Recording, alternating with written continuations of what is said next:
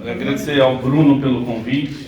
É sempre legal falar com as pessoas, trazer e compartilhar um pouco do conhecimento e da informação que a gente tem. Eu também sou engenheiro, formado em engenharia elétrica na área de automação de processos. Iniciei minha carreira numa empresa chamada Emerson Process Management, isso já tem mais de 20 anos. Depois, saindo da área de automação, eu queria conhecer a área de mecânica, fui trabalhar na SKF. Eu trabalhei um bom tempo no Brasil, fui conhecer as unidades na Suécia, e aí eu entrei para a área de mecânica.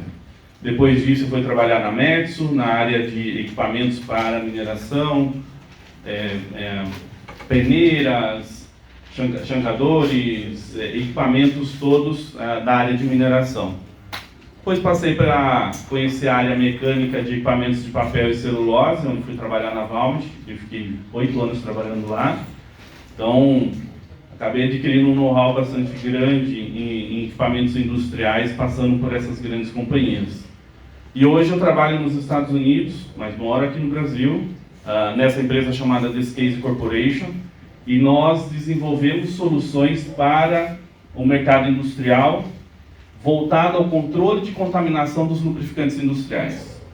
E é por isso que a gente vai falar um pouquinho sobre o papel da lubrificação, que é extremamente importante. Às vezes o pessoal não dá valor para o óleo, mas o óleo ele é o sangue da máquina. E se o sangue da máquina está sujo, alguma coisa de ruim vai acontecer com o equipamento. De uma forma análoga bem simples, o nosso sangue, se ele estiver sujo, com colesterol, açúcar em excesso, a gente vai ter problema de saúde. Com a máquina não é diferente. Mas a gente vê que o pessoal negligencia muito isso na indústria. Eles fazem um investimento de orçamento de uma planta de vários segmentos: papel, celulose, energia, química, petroquímica. Grandes empresas investem em média 0,5% do orçamento deles, mas algumas más práticas, algumas práticas não bem executadas da forma correta e do jeito certo de ser feito, impactam em 30% dos custos totais de uma manutenção. Por quê? O pessoal não cuida do óleo. O óleo é o sangue da máquina. E o óleo contamina muito fácil no ambiente industrial. Por partículas, por água, por alguma condição de processo, pelo efeito da temperatura, pela contaminação química. Então, quando isso acontece, a gente vai passar por alguns conceitos aqui, alguns até básicos para uma turma de engenharia, os colegas aí de profissão, mas é legal sempre dar uma refrescada na memória. Então, quando a gente fala do sangue da máquina, a gente precisa falar de lubrificação de precisão. O que é a lubrificação de precisão? Primeiro a gente vai falar o que não é. Comprar melhores lubrificantes ou os mais caros não é lubrificação de precisão. Você ser induzido pelo fabricante do óleo, onde a gente vê muito isso no mercado. Coloca o óleo X que tua máquina vai rodar melhor. Isso não é verdade. O fabricante da máquina normalmente especifica o lubrificante ou a graxa para aquela condição de velocidade, temperatura, pressão, para a qual a máquina foi desenvolvida. É claro que você pode colocar alguns aditivos que melhoram essa performance, mas a lubrificação de precisão não é colocar o mais caro ou o melhor lubrificante. Também não é aumentar as frequências de lubrificação, que a gente vê muito na indústria. O pessoal vai lá para a área, vamos lá fazer uma rota de lubrificação, enche de graxa no equipamento. Isso não é lubrificação de precisão. E nem pode fazer isso. Lubrificação de precisão é fazer da maneira certa, que é sempre mais fácil do que fazer da maneira errada. E a gente já vai ver o porquê daqui a pouco. E ela requer uma abordagem relativamente holística, porque você precisa mostrar dentro da indústria que, fazendo da maneira certa e do jeito correto, você vai gastar muito menos dinheiro do que tentando fazer as coisas, tentando bypassar processos. Então, Ele vai envolver educação, treinamento. Treinamento transfere conhecimento. Sem isso, a gente não consegue fazer com que as pessoas entendam como deve ser uma lubrificação de precisão. Controle de contaminação, que é o principal tema hoje nosso. Importante saber como fazer esse controle de contaminação. É possível blindar equipamentos para estender ao máximo a vida útil dele. Não quer dizer que ele vai falhar. Não vai falhar. Em algum momento ele vai falhar por alguma condição de processo ou até por uma contaminação. Mas é possível estender. Otimizar os planos de manutenção. Alguns de vocês já trabalham na área? Bacana. Na área de lubrificação ou manutenção? Manutenção. Muito bacana. Então você já conhece um pouco dessa história. Armazenamento e manuseio correto do lubrificante. Eu visito muitos clientes pela América Latina, que é a região que eu atuo. E alguns clientes às vezes falam assim, mas é só óleo. Nossa, quando eu ouço um cliente falar isso, a gente precisa educá-lo, ensiná-lo da forma como ele deve entender e enxergar as coisas. E por que as máquinas falham, então? Além de a gente ver que alguns clientes às vezes não têm o conhecimento ou não aplicam os conceitos. Bom, elas podem falhar, essa é uma estatística que nós monitoramos.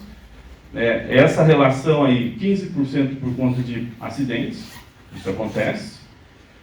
15% por obsolescência, fadiga da máquina e ela acaba, ou vai ficando velha e ela desgasta e dá um problema.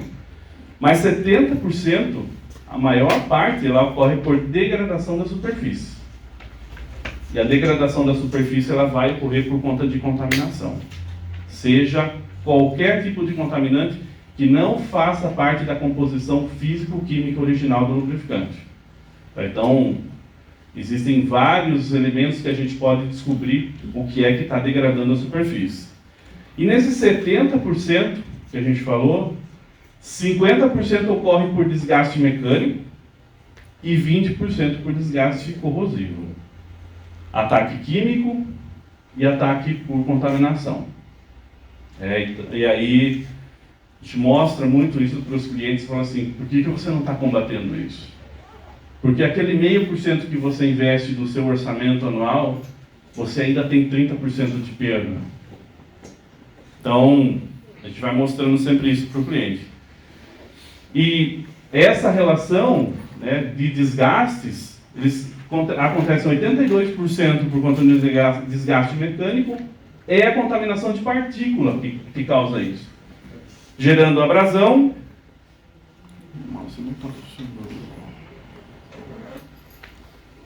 Bom, abrasão, erosão, fadiga são os principais vilões aí do ataque por contaminação de partículas. Tá? Eles acabam ocasionando esses problemas mecânicos no equipamento.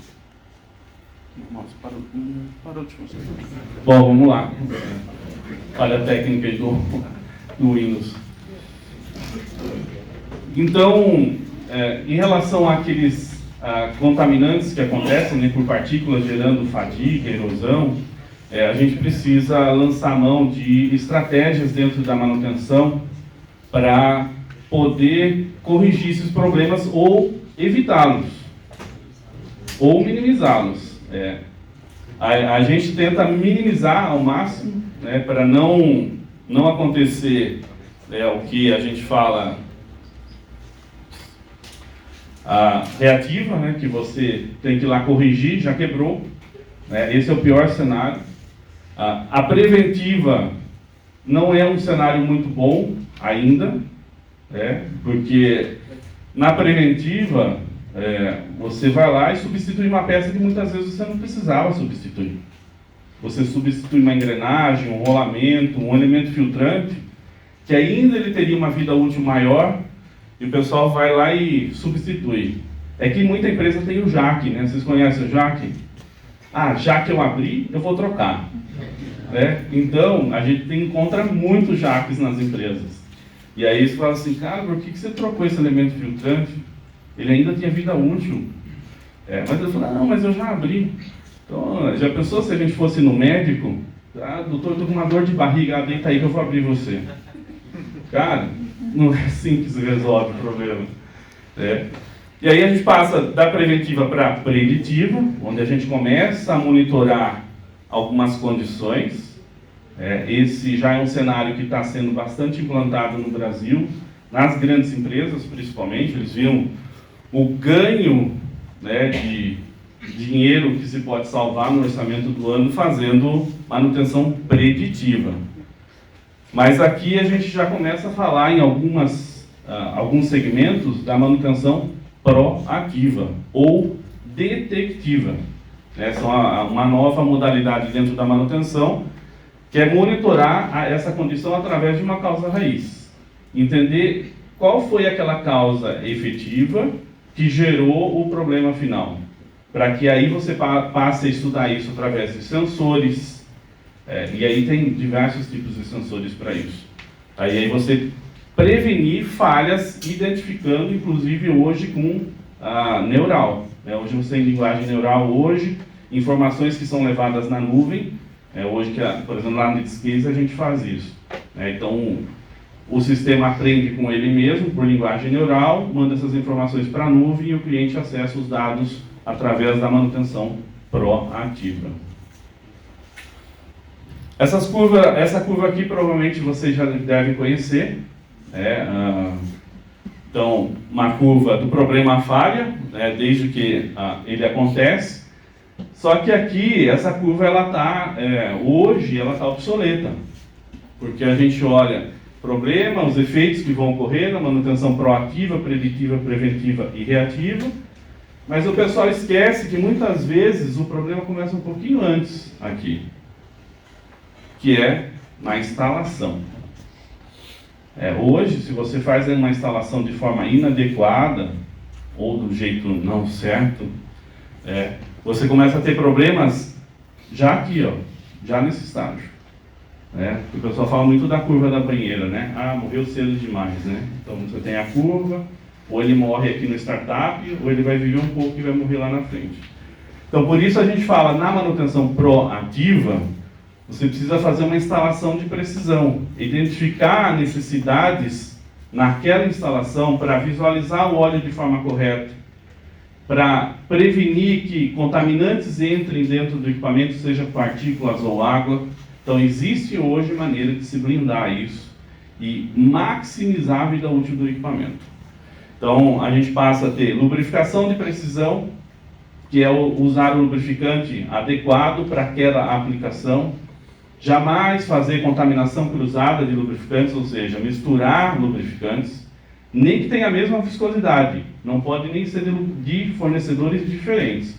Mas a gente viu o pessoal fazendo isso. Acontece na manutenção. E o monitoramento integrado de condições. Monitorar vibração, temperatura através de termografia, monitorar o lubrificante e outras funções que tem a questão do monitoramento. Então essa curva ela foi atualizada para ser da instalação até a falha. Porque muitas vezes se a instalação é mal feita, isso aqui acontece, essa curva acontece muito rápido. E aí entra um pouco da ciência da lubrificação, que nos ajuda a entender o que é a lubrificação, que é a substância entre superfícies em movimento. Então, algo está lubrificando ali, seja um óleo ou seja uma graxa.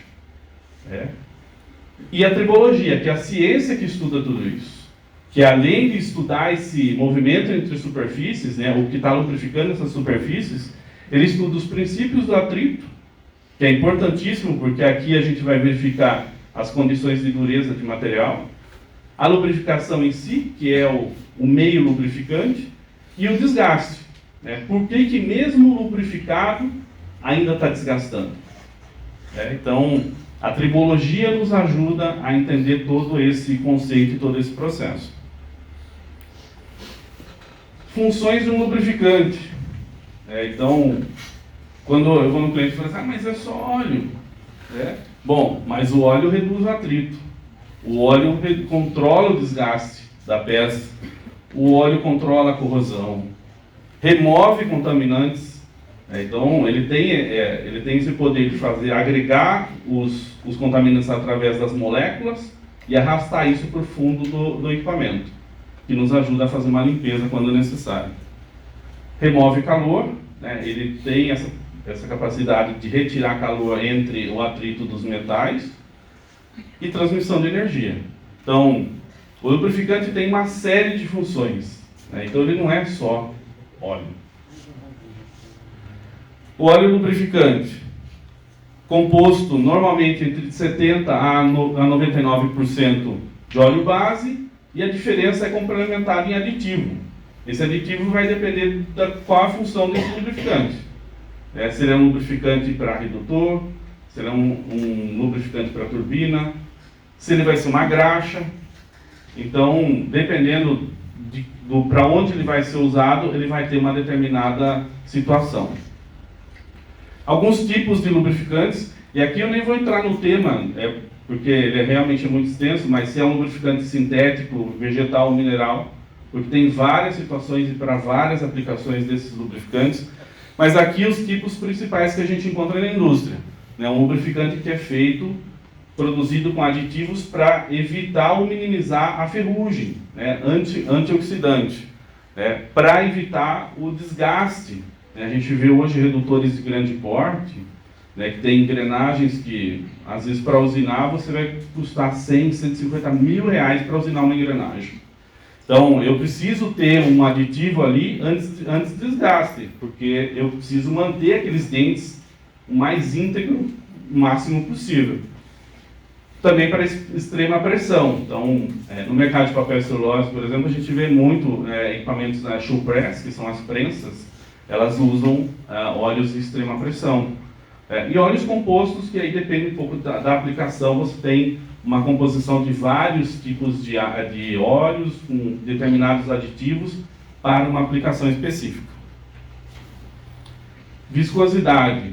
Isso vocês devem ter já visto em algum momento no curso de vocês, mas de forma bem resumida, ela é a resistência do fluido ao fluxo.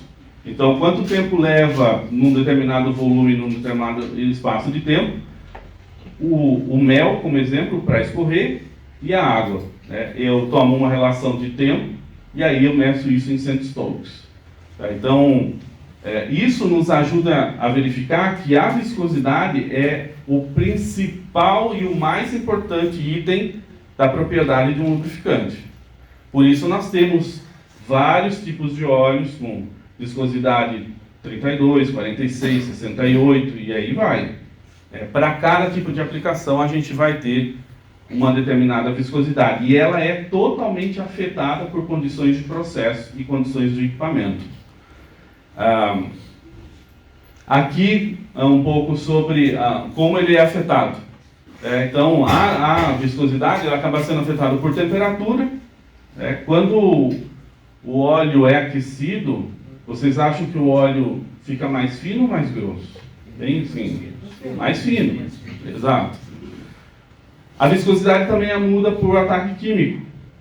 Então, normalmente na indústria a gente encontra muito óleo contaminado por diesel. Então, quando ele contamina, o diesel contamina o lubrificante, ele muda essa viscosidade. E isso é péssimo para o equipamento. Porque muitas vezes um equipamento foi projetado para trabalhar com um ISO VG68. Quando ele é atacado por diesel, você encontra ele, dependendo do diesel que está lá, você encontra ele, às vezes, ISO VG 120, e aí por aí vai. Contaminação por água, por ar e por água. A água é o segundo elemento mais danoso para o óleo. Então, o primeiro é a partícula e o segundo é a água. Falei do diesel, fuligem, então tudo que não faz parte da composição físico-química do lubrificante vai afetar a viscosidade cinemática do lubrificante. Graxa, que também é tratado como lubrificante. A graxa é composto por espessante, óleo base e aditivo. E aí nós temos a graxa. Então aqui é o óleo lubrificante, que é o óleo que a gente estava falando agora. E a gente vai ter um espessante, que é o que vai gerar essa condição aqui de ela estar mais espessa, mais grossa. E aí tem diversos tipos de graxa hoje no mercado. Eu tenho polifenóis, eu tenho dimolibdênio, eu tenho graxas de quarta geração hoje que são usadas para aplicações especiais, altas temperaturas. Então, o pessoal fala hoje da graxa azul, né? A graxa azul não tem nada de especial, ela só tem um corante. Mas o fornecedor fala que é uma graxa especial e tenta te vender por 40% mais caro. Então, vocês que estão no mercado sabem disso melhor do que eu. Dentro da graxa, né, o óleo base, que vai ter lá seu índice de viscosidade, vai ter os seus aditivos que vão formar a película, né, de proteção, e o espessante que vai gerar a consistência, a estabilidade mecânica. Então, dentro desse ramo da graxa, existem as mais diversas aplicações. Aí você fala assim, mas o que é melhor? É graxa ou o óleo? O que vocês acham? Depende da aplicação. Depende da aplicação, claro. Porque eu vou ter, inclusive, aplicações que a graxa é muito boa e algumas elas não servem, né? Então, e o óleo também é a mesma coisa. Eu vou ter situações para aplicar a graxa e situações para aplicar o óleo. Vai depender muito da necessidade que eu tenho daquele equipamento. Eu já vi gente colocando graxa no lugar de óleo, e não pode fazer isso. Então, métodos de aplicação do óleo lubrificante. Normalmente a gente vê muito pessoal ainda, né, nas empresas que não tem a cultura, usando de forma manual. Vai lá, vira o baldinho e enche até o nível que deve ser. Sistemas por alimentação de gravidade, banho e respingo. Então aí tem sistemas de aspersão de óleo hoje, né, para redutores principalmente é usado isso. Névoa, dependendo do tipo do equipamento, né, você precisa jogar um vapor de óleo. E os sistemas de circulação também, que vão fazer esse óleo circular por todo o equipamento, ou por toda a linha, fazer os arrastes que precisam e lubrificar todos os equipamentos que estão ligados a essa linha. E sistemas de pulverização, né, chuveiros que fazem a lubrificação do equipamento. Na graxa, também, embalagem normalmente manual, né? O pessoal vai lá, pega a bisnaguinha e enche, é o mais comum. Pistola de graxa, dependendo das aplicações, e quando o cliente tem lá um bico-graxeiro, ele vai lá, faz o abastecimento. Sistemas com injeção de graxa automático, né? Hoje tem vários fabricantes no Brasil que fornecem isso, ajuda em muitas aplicações. E sistemas centralizados. Hoje tem vários fornecedores também que fornecem um sistema que faz o envio da graxa para os pontos corretos na quantidade certa. São sistemas que não são baratos, mas dependendo da necessidade e da importância do equipamento, né? Se o equipamento é classe A, B ou C dentro da indústria, você vai investir mais ou menos dinheiro na lubrificação daquele equipamento. Contaminação dos lubrificantes, e aí isso envolve mais a questão do óleo, não tanto da graxa. A graxa contamina? Contamina. O que a gente mais vê, a situação que é visível, né, quando tem graxa, o pessoal enchendo de graxa na corrente. Isso é um crime fazer isso, colocar graxa em corrente. As correntes industriais, primeiro que a graxa, ela não consegue entrar no ponto onde ela precisa lubrificar. Porque a corrente, ela eu não preciso enchê-la de graxa, eu preciso que esteja lubrificado no elo da corrente. É ali que eu tenho atrito, que eu tenho força, é aquele ponto. E muitas vezes o pessoal enche de graxa, passa 2 semanas, parece uma lagarta peluda que está lá na área, porque encheu de poeira, pelo e tudo que você vê. Usina, então, de cana de açúcar, você vê lá, está cheio de pedaços de cana grudado na corrente. Então acontece muito, aqui na região, né, tem bastante, então conheço alguns clientes que fazem isso. Contaminação do lubrificante. O que é a contaminação?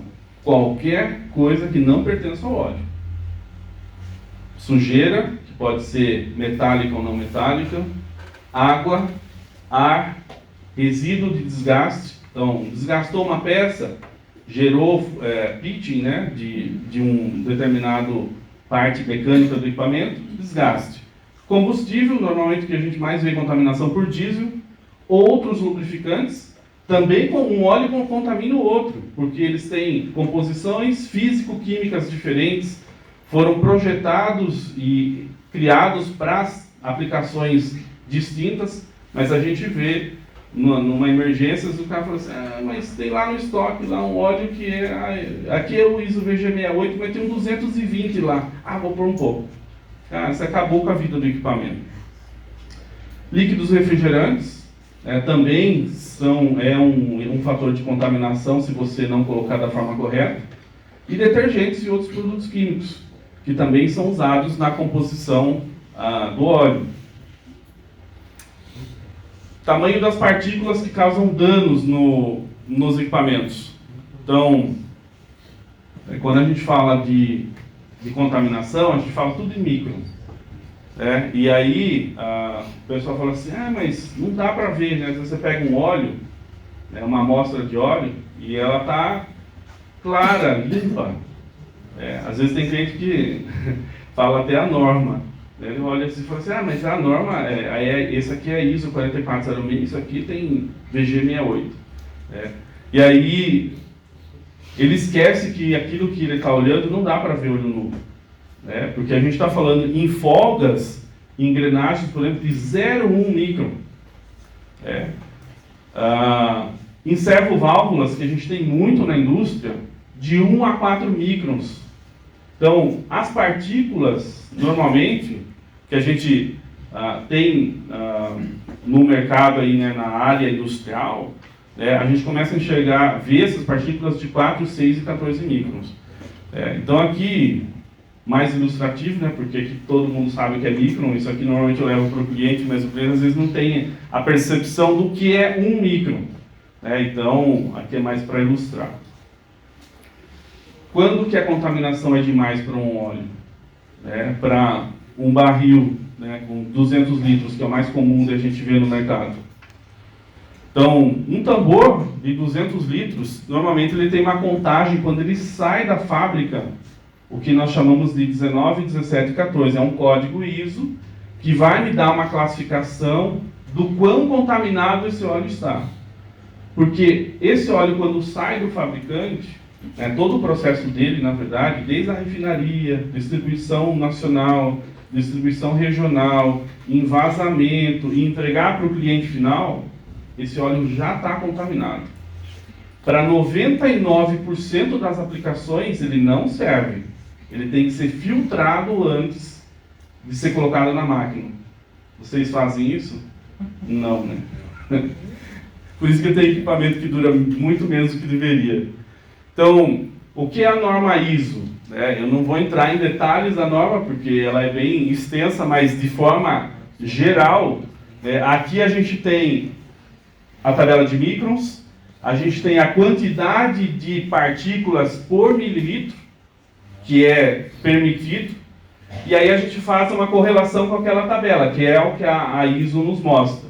Então, uma amostra que me diz 4, 6 e 14, então, em 4 ela quer dizer que eu tenho entre 1.300 a 2.500 partículas em 1 mililitro. E isso me dá ISO 18, que é a tabela. Então, é o número de intervalo. O 6, eu com a minha amostra, eu vi lá 495, então ela está entre o intervalo de 320 e 640, vai me dar ISO 16. E o 14 vai me dar ISO 13, que é um intervalo que eu também estou trabalhando. Então, aquele código ISO é o que vai me dizer quão limpo ou quão sujo o meu óleo está. Então, existe outra classificação, por exemplo, que é a NAS, que o pessoal usa, ou SAE. SAE a gente vê muito em carro, né? Óleo de carro. Não é o tema hoje a gente explicar cada um deles, mas o que mais se vê na indústria é o código ISO. Então, quando a gente visita um cliente, fala assim, como é que está o ISO do teu óleo? Ele vai falar, está 21, 17, 14. Eu já sei que está sujo. Então, essa tabelinha aqui é o que a gente usa como referência. Água e óleo se misturam? Não? Sim ou não? Água e óleo se misturam, sim. É o mais comum de a gente encontrar. Lembra que eu falei que é o segundo contaminante mais nocivo para o óleo e para o equipamento? Só que ela tem estágios em que ocorre essa mistura. Aqui eu tenho a água dissolvida, que ainda ela está lá, mas eu não consigo vê-la. Eu consigo medir que existe água lá e que existe alguns índices de tolerância. O próprio fabricante do equipamento vai dizer para você, né, na placa do equipamento, ou na instrução que ele leva com o equipamento, diz assim: esse equipamento suporta até 200 ppm de água, 200 partes por milhão de água. E às vezes a gente encontra água emulsionada, que já é o óleo já em estado leitoso. Ele mudou a aparência do óleo. Então aqui o óleo ainda está claro, mas existe água. Aqui o óleo está já leitoso. Eu já percebo, falo assim, tem alguma coisa estranha aqui, esse óleo não está bom. E depois o terceiro estágio é água livre, quando a água se separa do óleo. Há uma separação física de tanta água que tem, às vezes você tem até mais água do que óleo.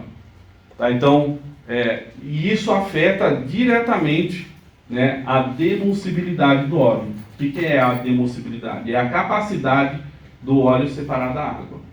Tá? Então, quando eu tenho água nesses dois estágios, eles afetam a viscosidade, eles contaminam mais, eu perco aditivos do óleo, porque há uma ligação química do H2O com o aditivo, transformando e muitas vezes em outros ácidos, que aí vira um outro problema, que é o câncer do óleo, que é a geração de verniz.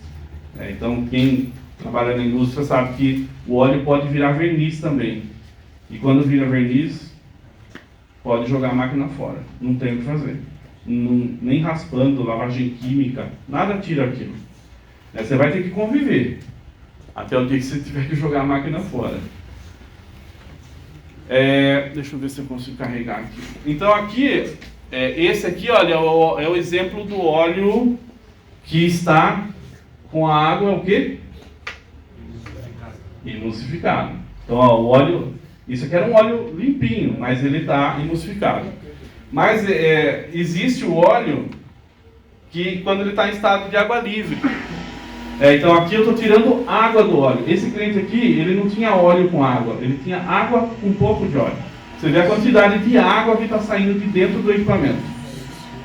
Então a gente tira, esse é um equipamento, é uma desidratadora, chamado termovácuo. Ela tem o princípio de fazer a separação da molécula do óleo e da água, e aí ela joga a água fora e fica só o óleo.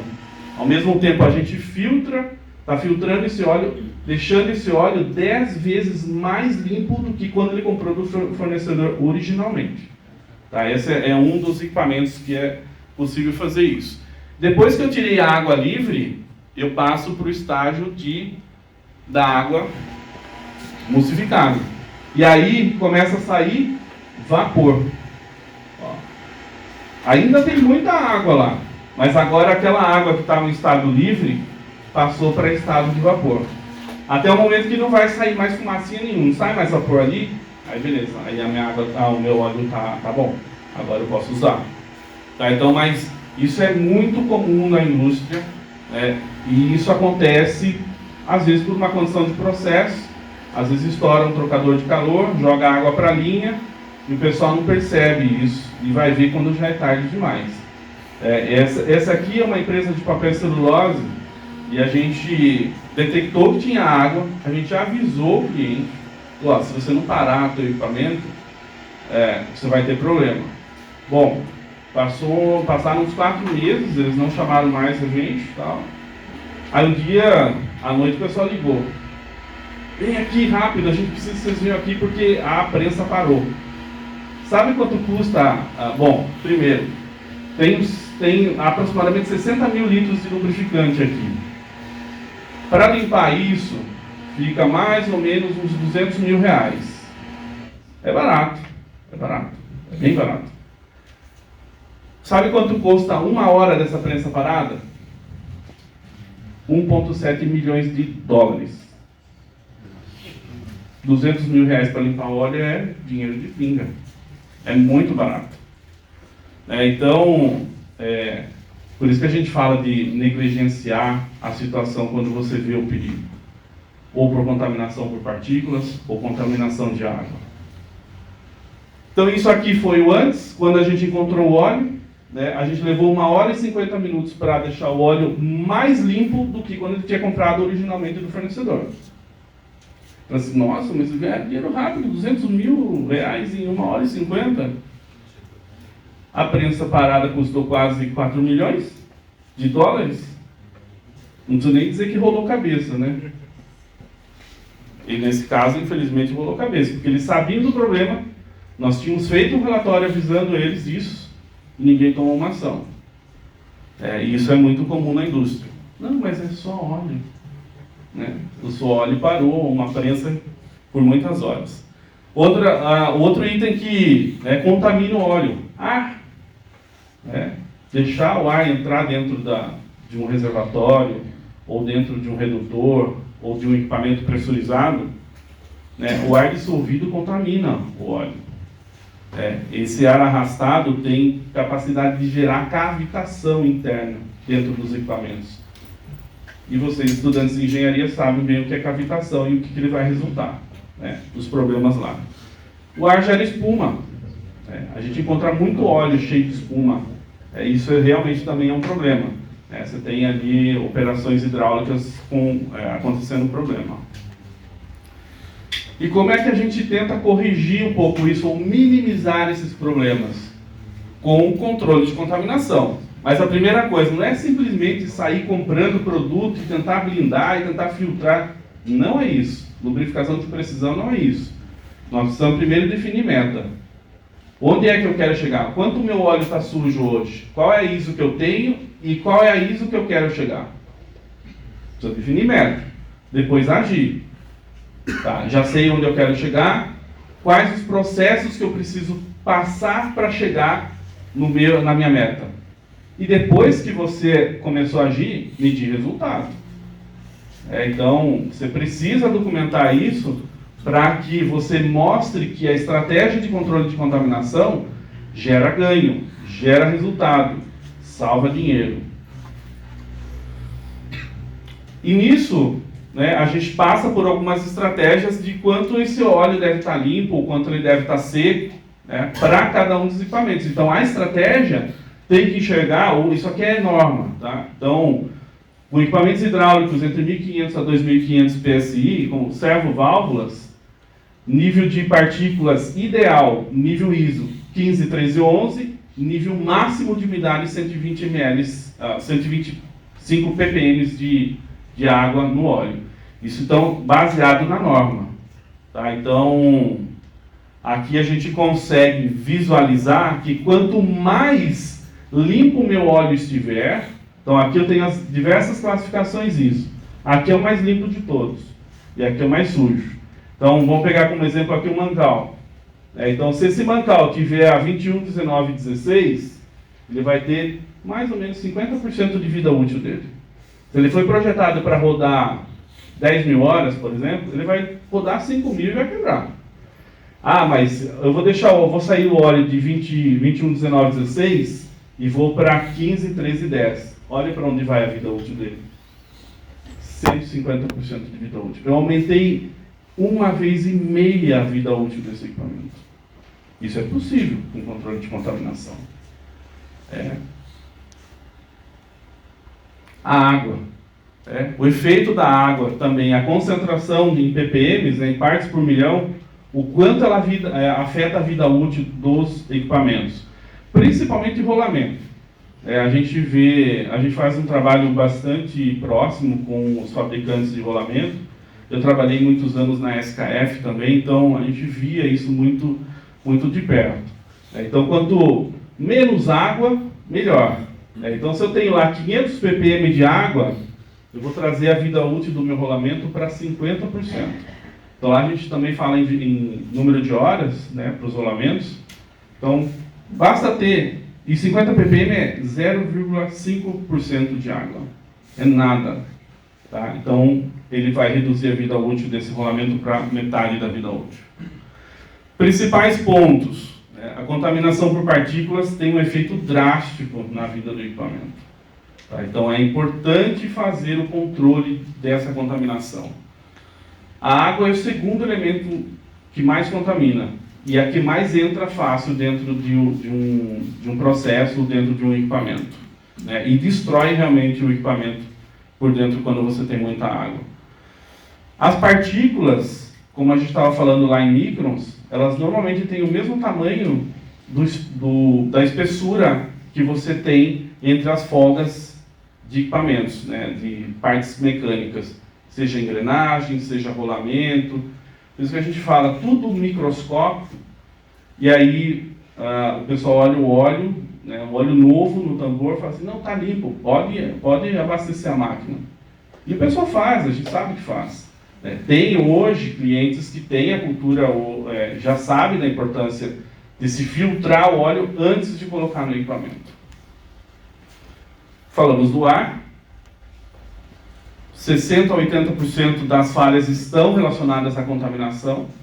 Então, muitas vezes o pessoal fala assim, mas a máquina começou a vibrar muito, né? Então vai lá com um coletor de análise de vibração, vê lá, está tantos milímetros por segundo, ou está tantos G, mede e fala assim, já tem defeito na pista interna do rolamento. Mas o que causou aquele defeito na pista interna do rolamento? Ou fez com que um rolete desgastasse mais rápido do que deveria? É um contaminante. Então você consegue de forma proativa detectar o problema muito antes do que ele aconteça. Porque o pessoal usa muito o monitoramento de vibração, e é excelente, tem que fazer mesmo, como uma ferramenta para dizer, olha, vai durar mais tanto tempo esse rolamento, ou esse equipamento pode rodar por mais X horas, mas eles esqueceram muitas vezes o pessoal só detectou que existe um defeito na pista interna do rolamento, por exemplo. Mas nos estudos de causa raiz, algumas empresas fazem, né, mas uma grande maioria não faz, é descobrir por que aquela pista interna desgastou, ou teve ranhuras, ou fadigou. Por que aquilo aconteceu? Normalmente é por contaminação. Tá? E é muito mais barato evitar que o contaminante entre do que tentar tirar ele de lá. Controlando a contaminação. O óleo novo é óleo limpo? Não. Bom, eu falei, né, da cadeia, mas principalmente, né, se alguém nunca teve a oportunidade de visitar uma fábrica que produz os tambores, aí vai uma parte do processo, né? Essas bilhões de partículas que estão ainda sendo pulverizadas para dentro desse tambor vão ficar lá. Depois o óleo vai ser envasado aí dentro. Ou vocês acham que eles vão lavar esse tambor para pôr o óleo aí dentro? Nunca. Então essas bilhões de partículas que estão aí já contaminaram o óleo no momento do vazamento dele. Por isso que a gente fala que o óleo novo não é óleo limpo. Nunca foi e nunca será. Para a maioria das aplicações. Tá? Então, não é. Processo, né, que eu falei da refinaria, desde que sai lá da refinaria e tal. E aqui começam os efeitos da contaminação. O tambor já chega sujo.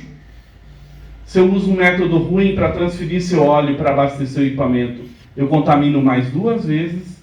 Se eu uso funil, então... Vocês usam funil, né? Se vocês usam funil, vocês ainda contaminam 4 vezes mais o lubrificante. Tá? A gente tem muitos testes que provam isso. E se eu uso ainda métodos não adequados para fazer a blindagem do equipamento, eu contamino 8 vezes mais esse equipamento. Então, muitas vezes o pessoal fala assim, poxa, mas esse redutor aí voltou da reforma tem pouco tempo, e o redutor já morreu. Já falhou, quebrou o dente de uma engrenagem, ou teve algum outro problema com rolamento, enfim. Por conta do só óleo. Né? É por conta disso aqui. Então, aí nós temos a situação de exclusão da contaminação e temos a questão da remoção da contaminação.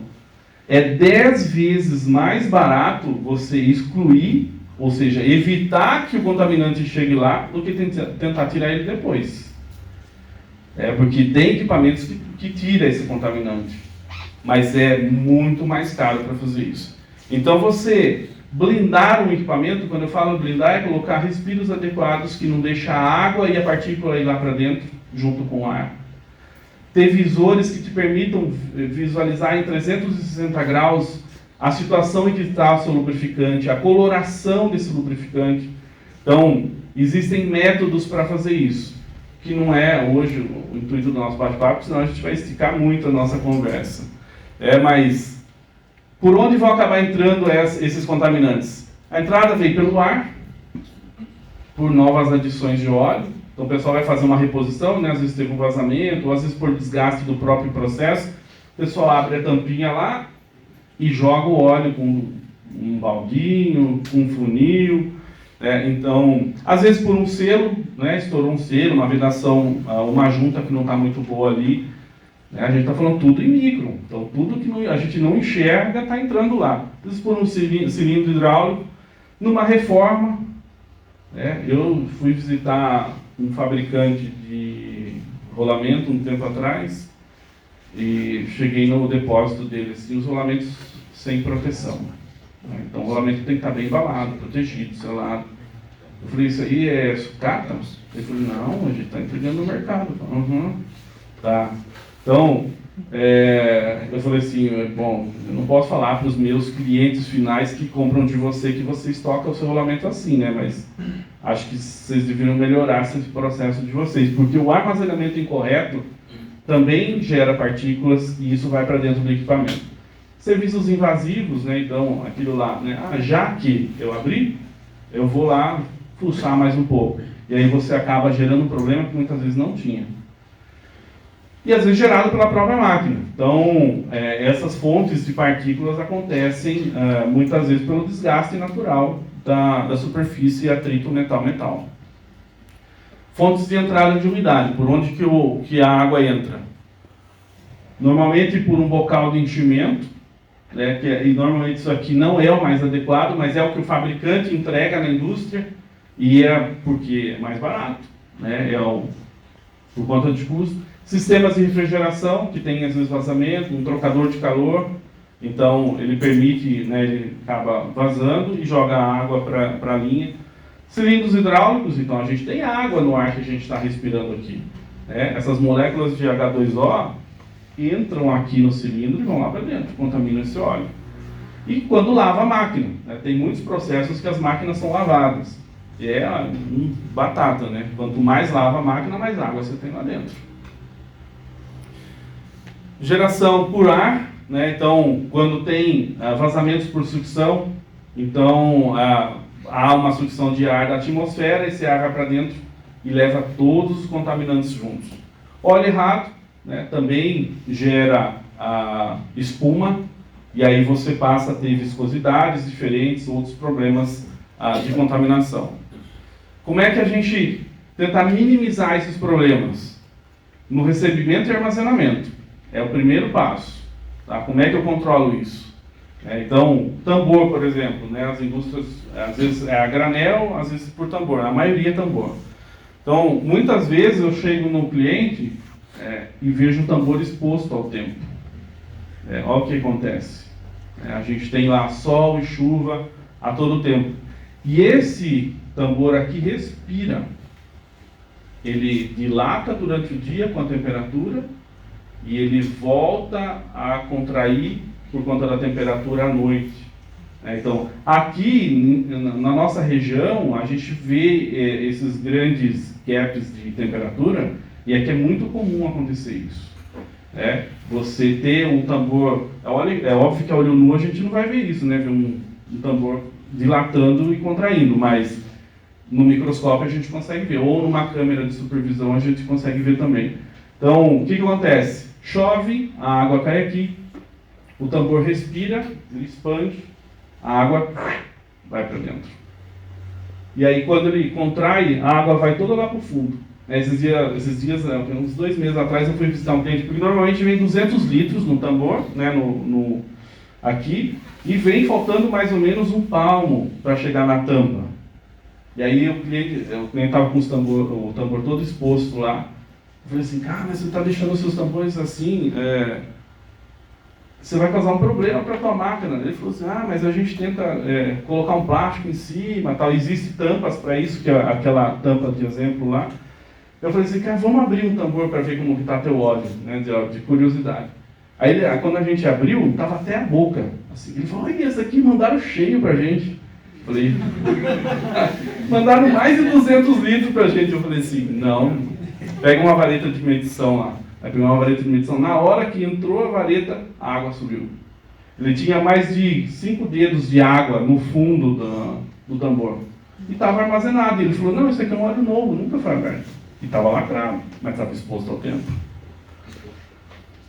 Então existe hoje sistemas que podem fazer o armazenamento correto desse óleo. Tá? Então aqui eu vou manter o óleo blindado, sendo filtrado, não deixando ser contaminado por partículas e tal. Não vou entrar no que não é propaganda do produto. Passo 2, distribuição.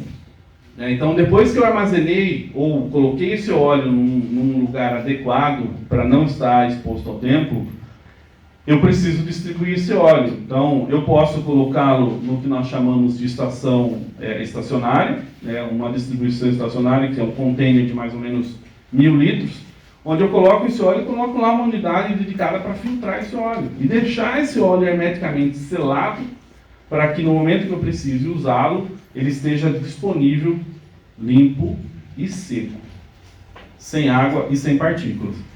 E depois transferir esse óleo para containers de menor volume. Tá? Existe maneira de se fazer isso, tudo por engate rápido. Eu pego o óleo do tambor, tenho uma bomba que faz o envio do óleo para um container de menor transferência. Eu não tenho contato com o óleo não tem contato com a atmosfera, não tem contaminante.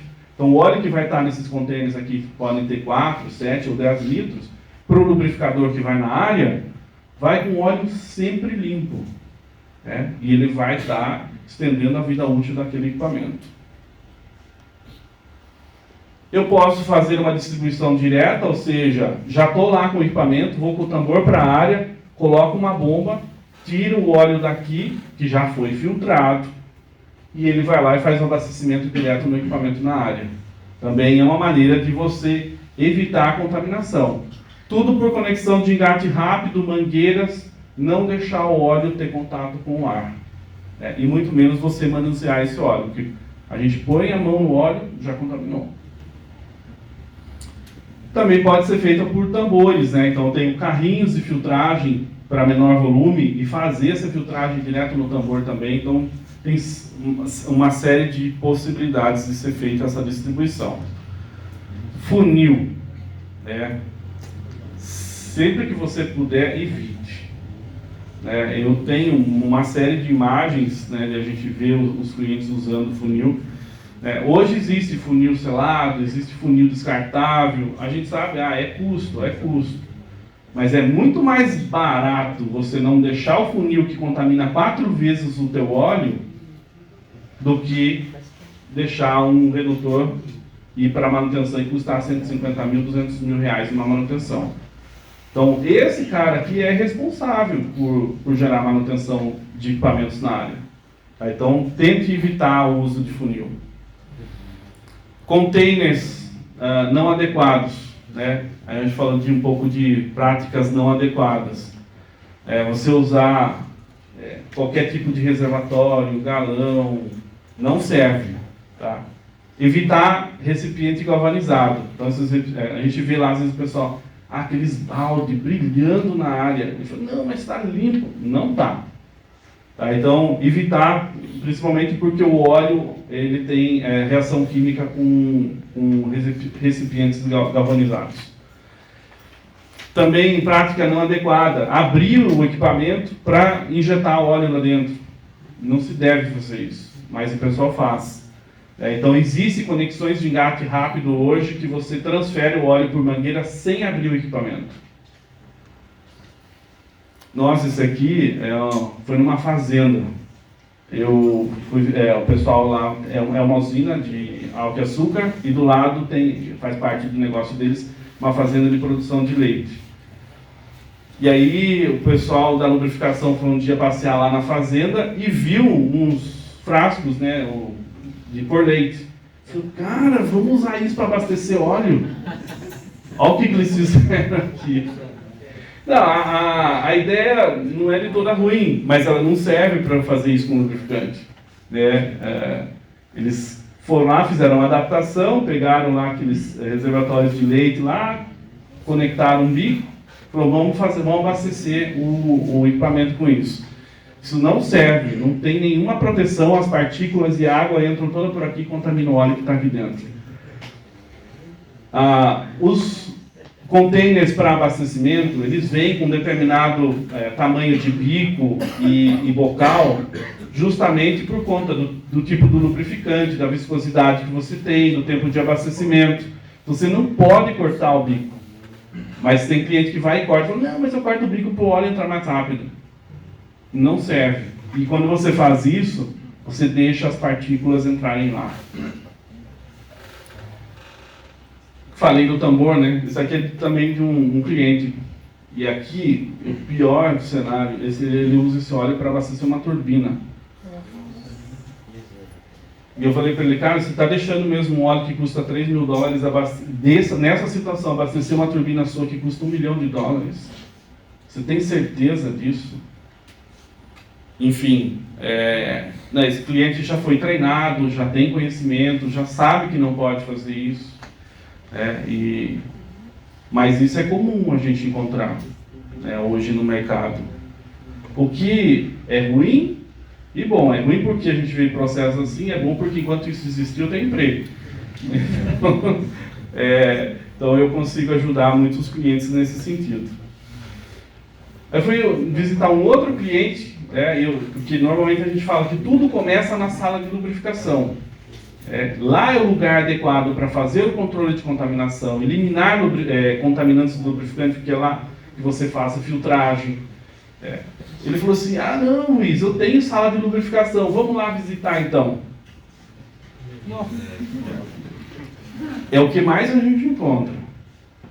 É um quartinho que ele joga os tambores, ele não tinha nem funil, ele cortou lá uma coisa de desinfetante lá, um bico de desinfetante e fez de funil para abastecer. Então, aqui, claro, precisou investimento para corrigir isso, treinamento, ensinar o cliente como fazer da forma certa, tá? Mas esse cenário aqui ele mudou totalmente. Eu não coloquei a foto do produto, porque aí só ia aparecer produto da Discase, a ideia não é fazer propaganda, mas é mostrar para vocês que essa prática ela não deve ser aceita. E vocês, como futuros engenheiros, gestores, que vão estar lá na frente discutindo com o pessoal da lubrificação, da manutenção, enfim, com o pessoal de operação, ter na cabeça que isso aqui não pode existir. Isso aqui é um cenário onde tudo começa o problema da contaminação. Então, existe hoje salas de lubrificação, e aí esse aqui é um pouco dos projetos que a gente faz.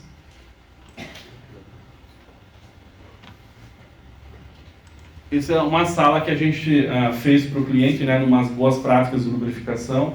E aí é colocar os lubrificantes de forma correta. Cada container, independente da viscosidade, cada um tem sua bomba, cada um faz a sua filtragem, sistemas de armazenamento, sistemas de filtragem. Então, existe hoje práticas de classe mundial para que você consiga minimizar todos os problemas de contaminação. Depois disso, documente. Toda vez que você fizer uma melhoria, melhorei alguma coisa na minha sala de lubrificação, troquei o funil por um sistema de container, documente essa boa prática. Porque isso não só gera o seu marketing pessoal, mas isso também gera resultado para a empresa. E com isso documentado, se um dia você não tiver mais naquela empresa, alguém vai ter um procedimento para seguir. Saber, olha, o fulano fazia assim, e a gente segue essa norma, a gente segue desse jeito. Então é importante que vocês documentem isso. Passo 3, exclusão da contaminação. Então existe, né, como eu mencionei, gerenciamento, né, de você minimizar. Então, isso aqui são elementos filtrantes que permitem com que o ar entre dentro do equipamento, que ele precisa fazer essa troca, ele precisa respirar por conta de temperatura, pressão interna no equipamento, mas aí o ar entra, filtra, seca. Então aqui é um elemento de sílica gel ou de ZR gel. Esses elementos têm a capacidade de absorção de água e depois retenção de partículas ali dentro, ou seja, depois todo o ar que vai para dentro do equipamento, ele vai entrar limpo e seco. O que a gente encontra no mercado? Bocal de enchimento, pescocinho de ganso, né, que é o mais conhecido aí, o pessoal põe um caninho para deixar o equipamento respirar, entrar ar e sair ar. Isso aqui é fonte de contaminação de água e partículas, grande potencial de você ter muito problema com o lubrificante desse equipamento. Nas boas práticas, a gente substitui todos aqueles elementos por respiros, por visualizadores de nível de óleo em 360 graus, e aí você consegue aumentar e estender a vida útil dos equipamentos. Passo 4, remoção da contaminação. E aí a gente precisa usar elementos filtrantes para isso. Então a gente usa, né, a terminologia, qual é a classificação beta desse elemento filtrante? E o que é essa classificação? É uma quantidade de partículas de um determinado tamanho que vai passar e quantas vão chegar e quantas vão passar. Nesse exemplo, eu tenho 100 partículas que estão chegando de 5 microns e só uma partícula está passando depois do elemento filtrante. Então eu digo que ele é um beta 5 maior ou igual a 100. Ou seja, a cada 100 partículas de 5 microns que estão chegando, somente uma partícula de 5 microns está passando. Eu tenho uma eficiência do elemento filtrante de 99%, que é o que a gente chama de filtragem absoluta. Tá? Todo elemento filtrante é absoluto? É sim. Depende do tamanho da partícula e depende da quantidade do beta que você tem. Então, todos os elementos filtrantes, eles podem ser absolutos. Não quer dizer que eles têm essa condição, mas eles podem ser, dependendo da aplicação, da quantidade de partículas, o tamanho das mesmas e o quanto você quer deixar o teu óleo limpo. Tá? Mas, normalmente, os filtros bem dimensionados te dão essa razão aqui. Essa resposta de 99% de filtragem. Aqui os meios filtrantes, os mais comuns, né, são os filtros de microfibra de vidro e os de celulose plissado. São eles que garantem essa filtragem, que dão essa classificação beta alguma coisa maior ou igual ao número de partículas. Eles falam, mas o que é melhor então nesse elemento filtrante? É fazer uma filtragem contínua ou periódica? Como é que... Depende muito da tua aplicação, né? O que você quer? Qual o teu alvo, né? o teu objetivo que a gente estava falando? Qual é o teu objetivo? Normalmente, né, o que a gente vê na indústria, para você usar um carrinho de filtragem, levar esse óleo, deixar ele mais limpo, você precisa passar 6 vezes o óleo por ele, para ele sim ele ficar limpo. Mas eu posso colocar sistemas de filtragem offline que ficam filtrando esse óleo a todo momento. E aí eu vou ver qual é o meu nível desejado de contaminação. Modificações dos equipamentos. É possível fazer várias modificações para melhorar a condição de vida útil desse equipamento para evitar a contaminação. Inspeção visual. Então, eu preciso criar rotinas para verificar isso. Né? Verificar água, sedimento, partículas, coloração. Então, existe um checklist para você fazer essa inspeção visual. O óleo, né? Então a gente vê ali. Esse óleo aqui, será que está limpo? Não está. Ele parece estar, né? A gente coloca ele do lado de um óleo contaminado, você olha aqui lá e fala, nossa, está limpinho. Não está. Então, é importante verificar, né, essas condições quando a gente faz os testes e análises em laboratório. Também existe testes de coloração do óleo, né? Existe uma norma para isso, né? É a ASTM D1500. Essa norma a gente consegue identificar, baseado na coloração do óleo, quanto de contaminação tem e quanto de água tem. Tá? Então essa norma nos ajuda bastante. O teste de demussibilidade do óleo, então o quanto a água consegue se separar do óleo em um determinado espaço de tempo. Para cada aplicação vai ter um determinado espaço. Óleo de turbina normalmente leva de 10 a 20 minutos e óleo de engrenagem até uns 40 minutos para separar a água do óleo. Na inspeção visual, quando a gente vai lá buscar informações, né, para ver como que está a situação do óleo, por coloração ou por contaminação por água, existem várias formas de ser feito isso também. Aqui também vendo a degradação do óleo ao longo do tempo. Inspeção visual de novo, os respiros. Os respiros, normalmente, eles são de cor azul. E aí, conforme eles vão perdendo a vida útil, ou seja, eles vão absorvendo cada vez mais água, eles vão ficando rosa. E eles podem ficar rosa em 3 formas: de baixo para cima, de cima para baixo, ou de forma uniforme. O que significa cada coisa? De baixo para cima, ele está retendo toda a água que está vindo da atmosfera e não está deixando a água entrar. E vai prender as partículas sólidas aqui. Se ele ficar rosa de cima para baixo, é o pior cenário. Você tem água no teu equipamento. Porque essa água está subindo em estado de vapor com o aumento da temperatura do óleo, e ele começa a ficar rosa de cima para baixo, indicando que você tem água no teu óleo e você precisa filtrar esse óleo.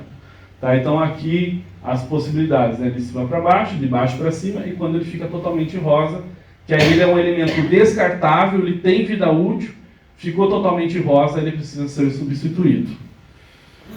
Bom, e aí dentro de tudo isso que a gente está falando, é claro que o universo da lubrificação ele é muito, muito amplo, mas o nosso papel é ajudar as empresas a especificar de forma correta os lubrificantes. Claro que eles têm a ajuda dos fabricantes, dos equipamentos para isso. Ajudar a otimizar planos de manutenção, fazer modificações, manuseio correto do teu lubrificante e gerar análise de óleo. E aí a gente consegue hoje, nos dias de hoje, através de sensores e dos recursos que nós temos, criar situações onde eu consigo monitorar em tempo real o meu equipamento. Então eu tenho um respiro hoje, eu até trouxe para mostrar para vocês, se alguém tiver curiosidade de conhecer um pouquinho mais de detalhe. Hoje eu consigo mandar para a nuvem todos os dados em relação à contaminação de partículas e água, temperatura, tempo de vida útil, através de um sensor como esse aqui. Tá? E tudo funciona pelo app. A gente tem o app no celular, vocês podem baixar na Play Store ou na iOS e vocês vão conseguir ver como funciona um sensor como esse. E aí eu vou ter todos os diagnósticos de uma situação, onde tem um sensor que monitora a contaminação, tem um sensor que monitora a qualidade do meu óleo, se o meu óleo está bom ou não está bom, me monitora a minha capacidade de partículas, o quanto esse meu óleo está sujo. Bem rapidinho, casos. Isso aqui é uma indústria de automóvel, eles tinham realmente muito problema de contaminação, a gente fez treinamento, fez um controle de contaminação lá. Então eles tinham um determinado número de amostras que passava de mais de 60 mil partículas em cada amostra. Então a gente foi lá, fez treinamento, mostrou como fazia, colocou equipamentos para lá, e em algumas semanas a gente reduziu praticamente a 1.000 partículas, de 70 mil a 1.000. Deixamos o óleo muito limpo. Tinha um tempo de inatividade lá na produção, na prensa de estampagem, que foi o case que a gente trabalhou. Então a gente conseguiu aumentar esse prazo e estender a vida útil do equipamento. E aí, com isso, a gente deve ficar um pouco de olho. O que vocês veem de diferente nessa imagem aqui? Uma mola. Tem uma mola aí, olha só, você percebeu rapidinho. Então, a mola, ela de forma figurativa, ela mostra pra gente que ela é um problema que está ali dentro. E ele não deve ser negligenciado. A gente precisa olhar que tem alguma coisa passando ali. Então, no óleo é a mesma coisa. A gente precisa olhar o que está acontecendo ali. Então o nosso papel é isso, é garantir ali que a disponibilidade da máquina através do lubrificante, né, das boas práticas da lubrificação, a gente quer maximizar o MTBF e minimizar o MTTR, ou seja, quero estender ao máximo a vida útil do equipamento, porque em algum momento ela vai falhar, a gente sabe disso, por fadiga, por corrosão, por vários motivos. Mas o quanto eu posso aumentar a campanha de vida útil desse equipamento e o quanto eu posso minimizar o meu tempo de reparo. Se eu levava 4 horas para reparar, agora eu quero fazer em 3, quero fazer em 2. E tem jeito de fazer isso. E a lubrificação é um dos caminhos, porque ele te dá um estudo de causa raiz sobre o que está acontecendo com aquele equipamento. Perguntas? Como que é o processo? Você, por exemplo, sobe um pouco de óleo dentro da máquina, você fez os esgotamentos dela correto, você está fazendo o seu processo enfim, você está implantando o seu sistema. Como você lida com esse resíduo que fica embaixo nos cárteres das máquinas? Quando você já tem o lodo que está embaixo, que pode ser muitas coisas. Normalmente é o próprio aditivo que foi atacado, virou matéria orgânica morta e vira lodo. Né? Você vê aquela lama no fundo. Né? Isso só dá para fazer com lavagem. Você tem que fazer flushing, lavar o equipamento. Existe procedimento para você fazer isso. Lava, coloca uma carga nova de óleo, faz flushing, descarta esse óleo e aí você vai colocar um óleo novo de novo. Esse é o processo correto. Não é barato, a gente sabe que não é barato fazer isso, mas dependendo do nível de criticidade dessa máquina, se ela é A, B ou C, se ela é importante para o processo, se ela para uma linha de produção, ela tem que ser cuidada. Então, aquele exemplo lá, aquela prensa, eles tiveram esse tipo de problema lá também. Teve que desmontar todo o reservatório com 60 mil litros. A gente filtrou o óleo fora, entra fisicamente dentro do reservatório, lava tudo com produtos específicos para lavagem, retira toda aquela lama, aquele lodo que está lá, e aí faz uma carga, descarta todo esse óleo e aí ele coloca o óleo filtrado novo. Esse é o jeito correto de fazer. Até mesmo no meio do seu processo? Mesmo no meio do processo. Do seu processo, no caso, quando você já iniciou, você está durante um tempo fazendo esse processo. Você está filtrando óleo, é isso que você está querendo dizer? Não. Não, por exemplo, a empresa contratou o seu serviço. Ok. Você já está executando esse processo durante um longo tempo já. E por uma infelicidade ou por exemplo, por própria sujeira do óleo que você falou, ela acaba sobrando esse resto. Quando, por exemplo, você vai fazer a substituição de vida útil desse óleo, Certo. ele acaba sobrando um pouco desse óleo lá no fundo do cárter. Né? Correto. Sobra, você não consegue retirar todo o óleo. O que você faz após esse processo? Então, é no flushing, é no arraste. O próprio óleo que vai entrar como segunda condição, depois que você limpou e sobrou um pouco nesse fundo ainda, mesmo depois da limpeza máxima que você tenta fazer, o próxima carga de óleo, que nós chamamos que é flushing, é essa carga de óleo que deve fazer o arraste e tentar deixar o máximo de limpo. Você não vai conseguir eliminar 100% da contaminação que está lá. É praticamente impossível. Mas você consegue conviver com níveis de contaminação. E aí que começa a questão dos monitoramentos. Pega uma amostra, leva para o laboratório, analisa. Quantas partículas, qual o nível ISO que eu tenho, ou qual INS que eu tenho, ou quantos ppm de água eu tenho. O equipamento convive com isso? Convive. Então, beleza. Deixa rodar. Agora, passou do nível permitido, aí é filtragem, só que provavelmente você tem esse problema de contaminação porque você não tem blindagem no teu equipamento. Você não deve ter um respiro adequado que controla o ingresso de partículas de água. Ou alguma condição de processo que está aumentando a temperatura, está tendo alguma reação físico-química dentro do teu óleo e está matando o aditivo, porque o aditivo vira decomposição, matéria orgânica morta. Vai lá para baixo do reservatório. É uma possibilidade.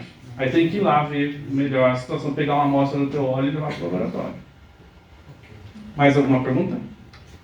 Comentou que o óleo já chega lá, ele já tem contaminante. Falando um pouquinho de automotivo, de óleos automotivos. a troca, como ocorre, é aberta, com funil e tal. Esse é o padrão. O cara ergue o carro, tira o óleo velho, vai lá e preenche de novo. Correto. Tá dentro do que seria, não seria o ideal, mas é isso mesmo. Hoje, existem maneiras hoje de fazer tanto a injeção do óleo e a retirada desse óleo a vácuo. Existe equipamento para isso. É barato? Não é. Por isso que ninguém faz. O óleo automotivo, o ASAE, 5W40, qualquer que seja a classificação desse óleo, ele vem realmente já sujo do fabricante. Mas o motor do carro tolera isso, porque em algum momento esse óleo também vai ser contaminado por combustível, ou vapor de combustível. Então existe sim uma tolerância nos motores a combustão, ou nos motores a diesel, de ter uma determinada classificação de partículas. Por isso que o fabricante do carro ou do motor fala assim, você tem que trocar o óleo a cada 10 mil quilômetros. Porque é uma curva de tolerância. Quando eu trabalhar com isso, eu não faço. Porque eu sei que o óleo dura mais, porque eu faço análise do óleo. Só por isso que eu faço. Não vou fazer isso, hein, gente? Não estou indicando vocês fazerem isso. Mas aí você faz análise, né? Sim, exato. Eu pego uma amostra do óleo, porque assim, tudo que a gente está falando aqui é para que você troque o óleo por condição e não por tempo. O fabricante do carro sempre vai falar para você que você tem que trocar por 10 mil quilômetros, a cada 10 mil. Primeiro porque ele ganha dinheiro com isso. Agora, eu só troquei o óleo do meu carro, já cheguei a trocar com 25 mil, uma carga de óleo. Mas eu usei um aditivo especial também. Eu tenho que falar isso também para vocês. Não vou fazer propaganda deles, depois se vocês quiserem saber, eu posso falar que aditivo é esse. Tá? Então, é Militec. Quem falou Militec aí? Então, ele ajuda a preservar isso. O Militec é um condicionador de metal. Bom, não, a gente já está fugindo um pouco da história. Mas é exatamente isso. Então, quando a gente trabalha com óleo, a gente sabe que a gente pode trocar o óleo por condição e não por tempo. Mas os fabricantes sempre vão recomendar. A cada X mil horas ou tantos mil quilômetros rodados, você precisa trocar esse óleo. Porque também, se você tiver um problema e porque não fez, ele vai falar assim, você não trocou o óleo, não dou garantia no carro, não dou garantia no motor. Alguém queria perguntar mais alguma coisa? Já respondi? Então tá bom. Mais alguma pergunta? Diga. Como recentemente a gente fez uma apresentação, justamente do professor Bruno, e o nosso trabalho era referente a um lubrificante usado na usinagem. E uma das problemáticas era a questão do descarte de óleo. No caso, a filtragem, ela poderia reduzir também a questão desse descarte? Sem sombra de dúvida. A ideia hoje, que o tema ele é muito extenso, mas hoje, por exemplo, eu tenho clientes que há 8 anos não trocam óleo. Não precisa trocar. Óleo limpo não suja filtro. Óleo limpo não contamina. Tem jeito de fazer isso? Tem. Tem como minimizar esse descarte que você falou? Tem. É possível. A gente, esse cliente, que depois que ele teve esse problema com 60 mil litros de óleo, primeiro teve lá dor de cabeça, uns 4 milhões de prejuízo e tal. Aí a gente foi lá, mostrou para eles como devia ser feito e tal. Eles estão há 2 anos e 3 meses rodando sem pôr uma carga de óleo nova. E não precisa.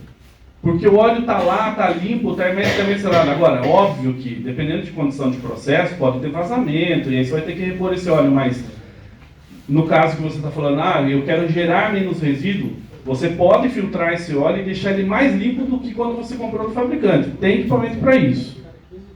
Mas aí tem que fazer uma continha. O quanto custa fazer e o quanto custa não fazer. Depende se, sei lá, 5 litros de óleo, para filtrar 5 litros de óleo vai sair mais caro do que comprar um outro frasco de óleo.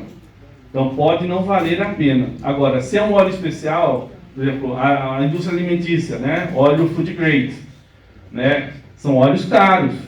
Normalmente vendidos em baldinhos de 20 litros, tem óleo que custa R$5.000 por litro, dependendo da aplicação. E tem aplicações, né? Eu visitei a General Mills, que é a fabricante de nhoque e vários outros alimentos. A General Mills compra, tem uma sala lá realmente extremamente limpo, tudo muito bem controlado, a indústria alimentícia. Né? E o óleo não pode ter contato com o alimento, por isso que ele é food grade. Né? Não pode vazar, tem viscosidade certa, trabalha a temperaturas controladas, etc. Quando eles têm algum processo de contaminação, para eles vale a pena limpar. Porque ali, qualquer máquina que tem ali 10, 15 mil litros de óleo, é uma fortuna. Tem óleo que custa 5 mil reais o litro. Então, a gente vai lá com o equipamento, faz a filtragem e recupera esse óleo e deixa mais limpo do que quando ele comprou do fornecedor originalmente. Tá bem? Perguntas? Luiz, você poderia explicar um pouquinho melhor como é que funciona esse visualizador de 360 graus? Deixa eu ver se eu tenho alguma imagem aqui, porque eu vou sair da apresentação. Mas deixa eu ver se eu consigo voltar naquele outro. Ops. E você consegue colocar em qualquer formato de tanque? É muito similar a isso aqui. Então eu tenho hoje visualizadores do nível de óleo em 360 graus, eles são produzidos em poliamida, então é um polímero extremamente resistente à temperatura e a choque mecânico. Que a gente vê, às vezes o fabricante entrega de acrílico, é um problema isso, porque qualquer ferramenta que bate, quebra. Esses visualizadores, eles podem ser em formato de nível, eles podem ser em olho de boi, que é uma cápsula produzida em 3D, e aí é que eu não tenho nenhum desenho dela aqui para te mostrar. Deixa eu ver se tem uma das fotos aqui que eu acho que... Ops, estou voltando. Nesse caso ele fica fora do tanque? Fica fora. Entendi. Aqui, é isso aqui, ó. Então eu consigo colocar um visor chamado olho de boi, produzido em poliamida, para visualizar, mas mesmo ele ficando fora do tanque, ele suporta a temperatura, choque mecânico, ele não fica opaco. Então eu consigo visualizar o nível correto, a coloração do meu óleo, se está decantando algum tipo de material aqui, metálico ou não metálico. Aqui o visor em 3D em coluna. Aqui um outro visor que faz a separação do óleo e da água. Então existem várias maneiras de se fazer isso. Depende da aplicação, da necessidade, as modificações mecânicas necessárias para cada equipamento. Respondi? Depois, quem quiser, eu posso compartilhar material com vocês. Eu vou entregar para o professor Bruno. E aí vocês vão poder... tem um monte de material aí que vocês podem pesquisar. Se vocês depois quiserem, o Bruno vai compartilhar isso aí com vocês. Bom, mais perguntas? Tá bom? Então, só queria deixar uma última mensagem para vocês. A gente, normalmente... Em alguns momentos a gente passa por situações complicadas, difíceis, seja na vida pessoal ou na vida profissional. Na vida profissional, principalmente, porque muitas vezes a gente passa mais tempo no trabalho do que com a família. Mas a gente não pode deixar que esse momento difícil aí atrapalhe ou distraia todo o crescimento que a gente já teve. Vocês, estando aqui na universidade, e futuros colegas de profissão, já ralaram muito para estar aqui. Tem gente aí trabalhando durante o dia, estudando à noite, estudando no final de semana, feriado. Então, a gente passa por, às vezes, alguns momentos difíceis, mas a gente não deve deixar isso, porque a nossa tendência é sempre evoluir, sempre crescer, buscar conhecimento. A gente não pode ter vergonha de dizer que não sabe, porque a gente está aqui para aprender. Então, a ideia é de sempre compartilhar um pouco de conhecimento, ajudar o colega. A gente aprende muito quando a gente ajuda as pessoas. E é isso, vamos crescer. Obrigado, pessoal.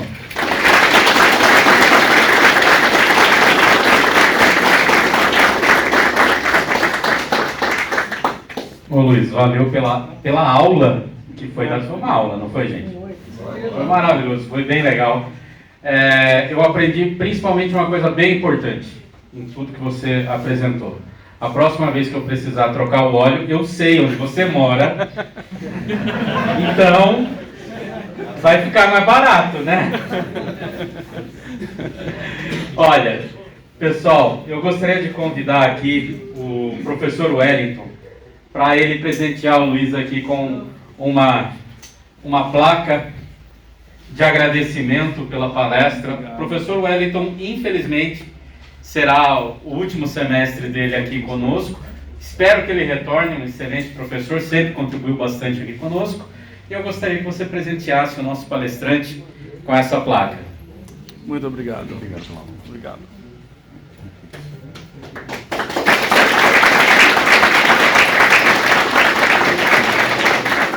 Luiz, novamente, muito obrigado pela atenção. Obrigado.